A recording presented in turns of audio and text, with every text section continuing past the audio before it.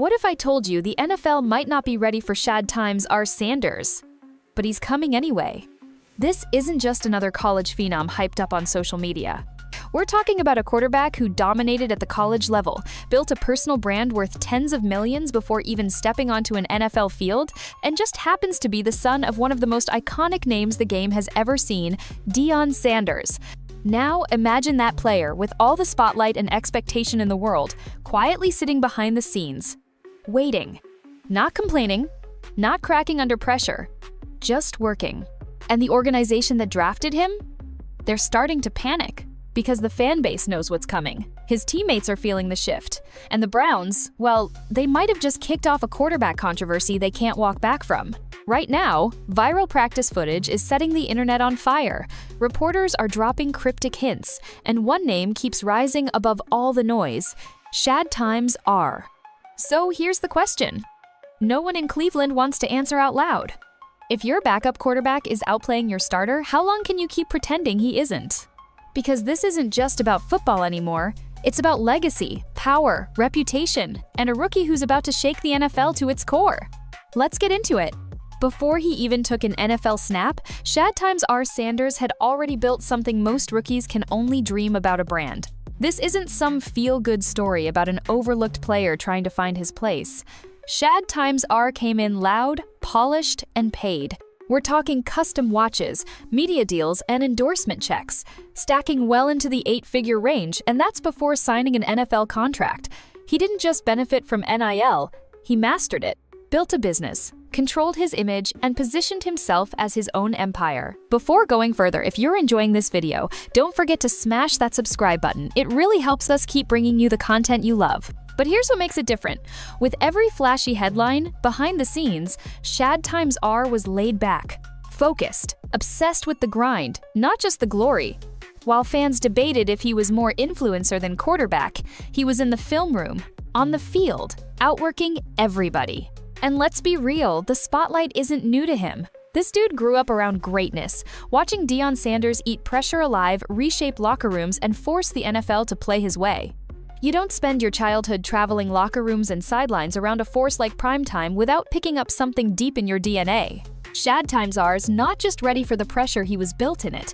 But even with all the hype behind him, even with all eyes watching his every move, something happened no one expected. Cleveland drafted him and parked him on the bench. Not a starter. Not even in the game plan. And that's when things got interesting. Because Shadūr didn't fold, didn't whine, didn't post cryptic tweets. He locked in quietly but loudly. The tape started to leak, practice footage hit the internet, and anyone watching with a real eye for the game? They saw it immediately. This wasn't a backup quarterback, it was a starter, disguised as one. And every time he stepped onto that practice field, he was sending a clear, silent message. I'm not waiting for my turn, I'm taking it. On the surface, everything in Cleveland looks calm. The depth chart says Dillon Gabriel is QB1, the press conferences are safe, the messaging is scripted. But if you listen closely, just past the standard coach speak and recycled headlines, the cracks are starting to show, and the Browns know it. Because while Gabriel holds the starting spot, it's starting to feel less like a choice and more like a delay tactic. Shedeur? He may be listed as QB2, but his attitude is screaming QB1. While Gabriel jogs off the practice field, Shedeur stays, throwing extra reps, polishing mechanics, chasing precision like the season depends on it, because maybe it does. And the whispers inside the building? They're getting louder. Reports are buzzing that the coaching staff is planning something strange, an evaluation stretch after the bye week. Translation? Dillon might already be on borrowed time. It's like they're bracing fans for something they know is coming. Even longtime Browns, insider Tony Rizzo, a guy who doesn't throw out takes casually, is dropping hints that change is in motion. The front office might not want to say it out loud, but behind closed doors, they're preparing for the switch. And the moment that door opens, Shedur's not walking through it, he's charging in. But here's where it gets ugly. Dillon Gabriel's camp reportedly caught wind of the growing buzz, the locker room talk, the media chatter, the rumors that his time might be ticking down. And let's just say, he didn't exactly take it well. Imagine finding out through leaks and whispers that your so-called backup is being quietly groomed to take your job. No public announcement, no coach to player sit down. just murmurs. The NFL isn't fair. No matter how nice the press release sounds, everyone in that building knows the real rule if you're not producing. Somebody's waiting to snatch your spot before your cleats come off. And Shedeur? He's not just waiting, he's rising. Fast. Every day that Dylan underperforms, the pressure builds. Every throw Shedeur lasers in practice, the questions get louder. So now the Browns have a choice: protect the guy they're invested in, or hand the keys to the guy who's earned it. But some fans think that decision's already been made. There's a theory circulating, one that hasn't made it to the mainstream yet, but it's picking up steam in NFL circles. What if Shadūr Sanders isn't being held back because of his talent? What if it's because of who his father is? You can roll your eyes, but think about it. Deion Sanders isn't just a Hall of Famer. He isn't just primetime. He's a disruptor, a threat to the NFL's old-school machine from day one. This is the same man who brought swagger into a league that was terrified of personality.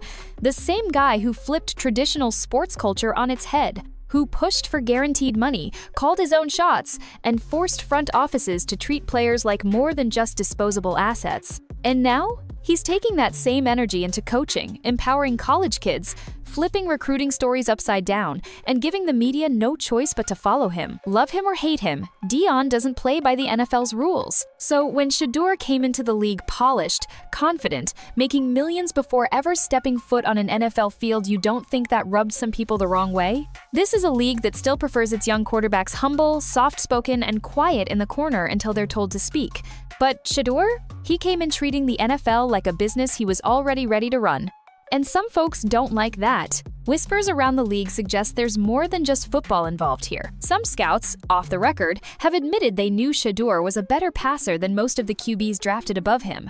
But they also said the word baggage kept coming up, and that wasn't about Shedeur. That was about Deion. Player empowerment, media control, branding, power.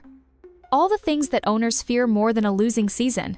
So when you see Shedeur getting treated like a project, like someone who needs to earn respect before even touching the field, ask yourself, is this about skill or control? Because you'd better believe if his dad wasn't Deion Sanders, and if Shedeur hadn't shattered the NIL game and walked into the league like a young CEO, the Browns might have already handed him the reins. But instead, they're hesitating. And that hesitation? It might cost them everything. You want to know how quarterback changes usually happen in the NFL? Not with an announcement, not with some dramatic press release. It starts with a shift in energy. And right now in Cleveland, that shift is already happening whether the coaching staff wants to admit it or not. Word is, the locker room sees it. Quietly, respectfully, but undeniably, when Shedeur walks into the huddle during reps, the body language changes, guys straighten up, the tempo locks in. Voices get quiet, not because someone told them to, but because leadership just walked in. And that's the part that stats don't measure the presence. You don't earn it with draft position. You don't demand it with flashy speeches. It happens when people trust you. And some of the Browns' veteran players are already starting to trust Shedeur more than the guy currently starting. According to insiders, a few key voices in the locker room have gone to staff quietly and said what fans are starting to scream on the outside: Shedeur gives us the best shot. That's not just support, that's momentum. Meanwhile, Dillon Gabriel is feeling the heat, and how could he not? Losing your grip on the huddle isn't just about performance anymore, it's about belief. And once a locker room starts believing in someone else, even if the staff hasn't said it out loud yet, the pieces are already moving. Every time Dillon drops an underwhelming stat line, the noise gets louder. And every time Shedeur drops a tight spiral in practice, the room gets quieter not because of surprise, but because it's starting to feel expected. The difference between a backup and a leader is simple. When the wrong one is commanding the ship, people tolerate it. But when the right one speaks, they listen. And in Cleveland, people are starting to listen to Shedeur. The coaches can call him a backup all they want. But the team? They already know what's coming. It's not just whispers inside the building anymore. Everything around the Browns is starting to feel like a slow-boiling media frenzy. And it's reaching a point where even people outside of Cleveland are starting to ask, what exactly are they doing over there? Tony Rizzo, one of the most plugged-in voices covering the Browns for years, hasn't been subtle. He's gone on record calling out the coaches for babying Dillon Gabriel, rolling out play calls designed more to protect ego than to win games. He's not wrong either. If you watch close enough, the patterns scream caution. Safe checkdowns, quick slants, short yardage routes. They're tucking Dylan inside a bubble, asking him not to win, but to just not mess up. And yet somehow, the Browns keep selling that as progress. Meanwhile, fans are watching Gabriel throw for less than 200 yards, toss up questionable reads, and struggle to sustain drives, all while Shadūr Sanders is throwing lasers in practice like he's already leading a playoff team. And the regression isn't subtle anymore. Stat for stat, Dylan hasn't been horrible, but he also hasn't shown an ounce of the it factor that turns a rookie into a franchise cornerstone. His performances have been the definition of forgettable. One decent game, one awful one, a couple that felt like background noise. Now here's where it gets bizarre. You've got analysts, big names, respected voices trying to twist logic into knots defending Dylan. Some have actually claimed he's outperformed Cam Ward and the #1 overall pick. Let that sink in. A mid-tier rookie on a sluggish offense is supposedly more impressive than the top prospect in the draft? That's not analysis, that's mental gymnastics. And remember, the same people who say 30 teams passed on Shedeur like it's an insult conveniently ignore the fact that those same 30 teams also passed on Dylan Gabriel. So why is one viewed as a gamble and the other treated like some league-ready veteran? The math doesn't add up. And the Browns' logic? At this point, it feels more like damage control than a game plan. Because the longer they keep Shedeur on the bench, the more it looks like they're too nervous to admit he might have been the better choice all along. And the public? They're not buying the excuses anymore. In Cleveland, the pressure isn't just rising, it's bursting through the walls. While everyone else is debating, Shadūr Sanders is just working. No interviews throwing shade, no social media stunts, no headline-chasing quotes about being snubbed, just silence, sweat, and focus. Because while the Browns are busy bubble wrapping their starter, the guy behind him is grinding like it's already his team. Insiders say Shedeur is staying late after practice. Sometimes the last one off the field throwing precision passes against air just to polish footwork, running extra reps with scout team players, breaking down playbooks like a coach in training. This isn't just preparation, it's obsession. There's no faking that kind of hunger. He knows the cameras are filming now. Clips are leaking to social media and blowing up almost instantly, but that's not why he's out there. Because the throws hitting Twitter aren't staged. They're part of the daily routine that no one noticed until now. And in every clip, you can feel it, the rhythm, the control, the laser focus in his eyes.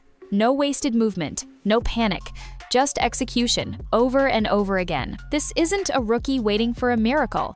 This is a professional building one. And that kind of attitude? It doesn't go unnoticed. Not by teammates, not by staff, not even by the media who are slowly shifting their tone from raw prospect to ready leader. Even as the Browns try to distance themselves from the headlines, every quiet move Shedeur makes is speaking louder by the day. Every drop back, every crisp throw, every disciplined read. He's not shouting for attention, he's making himself undeniable. He's doing the part no one talks about, working when no one's watching, so that when everyone's watching, he's unstoppable. And rumor has it, that moment's almost here. The stage is already being set. According to multiple insiders, the Browns have something big brewing after the bye week, a calculated window where everything could change.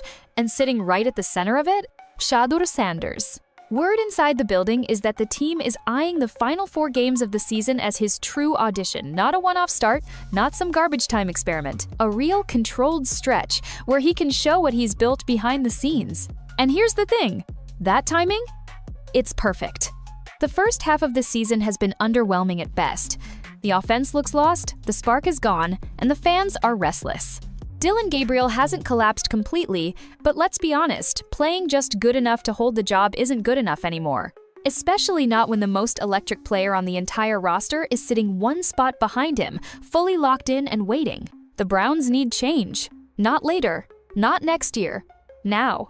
Giving Shedeur those final 4 games would be a win-win for everyone. For the coaches, it's a clean way to evaluate without fully committing long-term. If he struggles, you regroup in the offseason. If he shines, you just found yourself a franchise quarterback without spending a top pick. Either way, it gives clarity in a year that's already spiraling out of control. But more importantly, it gives fans hope again. And right now, hope is in short supply in Cleveland. Because say what you want about talent or experience, that locker room and much of the city is starting to believe in something. There's a shift happening, a buzz. You can't measure it in stat sheets, but it's there. You can hear it in the way players talk after practice. You can see it in the way coaches tiptoe around questions in interviews. It's already happening, and the Browns know it. So, what better moment to rip the Band-Aid off? Coming out of the bye week with fresh legs, fresh prep, and 4 straight games to make a final statement. 4 games for Shedeur to step out of the shadows and plant his flag to show that all the noise, all the viral clips, and all the waiting wasn't hype. It was the wind-up before something real. This isn't just about a debut. It's about momentum, timing, and long overdue action. Because if the Browns slide through the rest of the season protecting mediocrity while a future superstar waits on the sideline, they won't just lose more games. They'll lose their chance. And deep down, everyone around this team knows it. The question now isn't if Shadūr Sanders will take the field. It's when, and it's starting to feel like that moment is closer than anyone expected. At first glance, this looks like your typical QB controversy, a struggling starter, a hungry rookie, a frustrated fan base. We've seen it before, right? Wrong. This one feels different. Because this isn't just about who throws the cleaner spiral or breaks down coverages better. This is about control, identity, and a franchise that's running out of chances to get it right.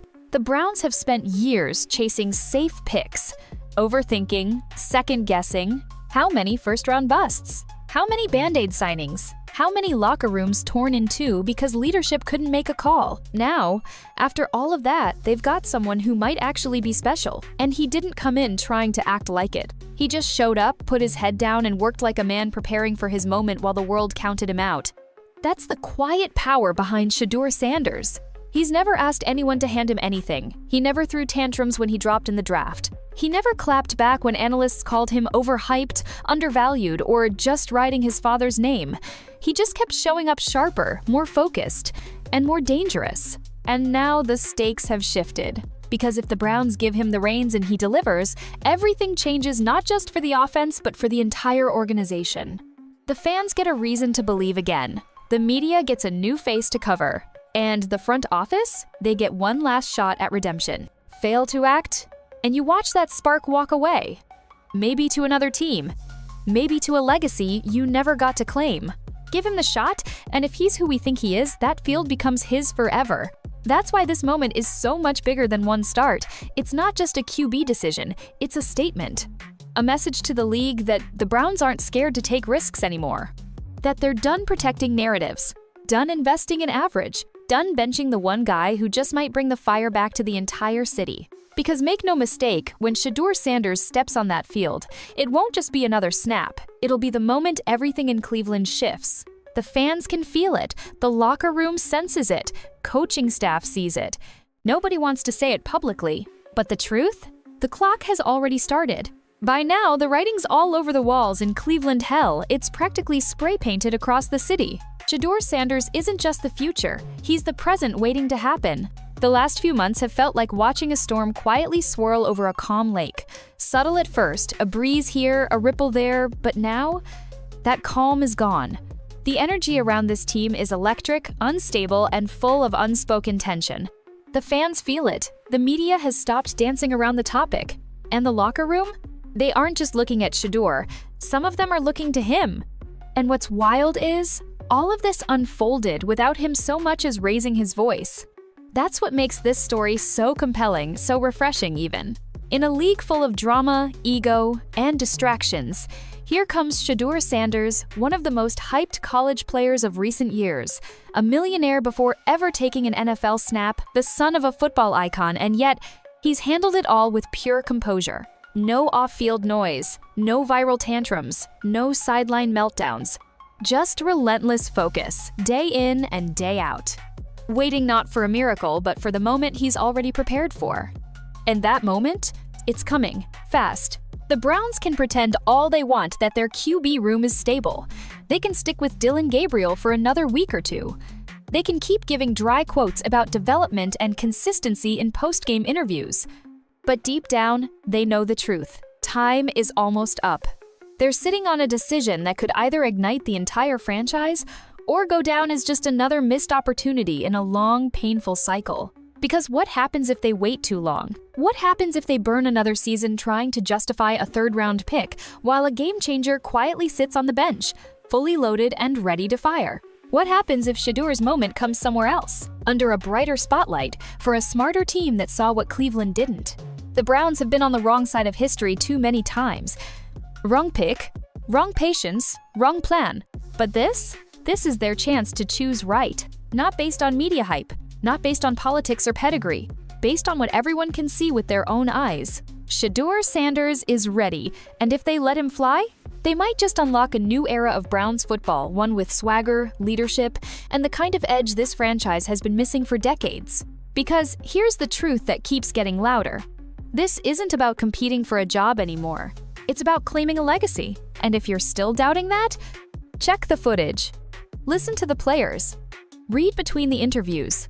Watch the energy shift every time he steps onto the field, even in practice. This isn't media exaggeration. This is a takeover in slow motion. So yeah, the Browns have a decision to make, but maybe they already made it. Maybe that call has been decided behind closed doors, with quiet meetings, rep counts, and off-the-record conversations. Maybe we're just waiting for confirmation of what insiders already know. The starter is warming the bench, and the backup is just waiting for the lights. So when the bye week ends, and the Browns take that field in New York, remember this moment. Because Shedeur's debut, whenever it happens, won't be just another game. It'll be the point where Cleveland stops talking about potential and starts talking about payoff.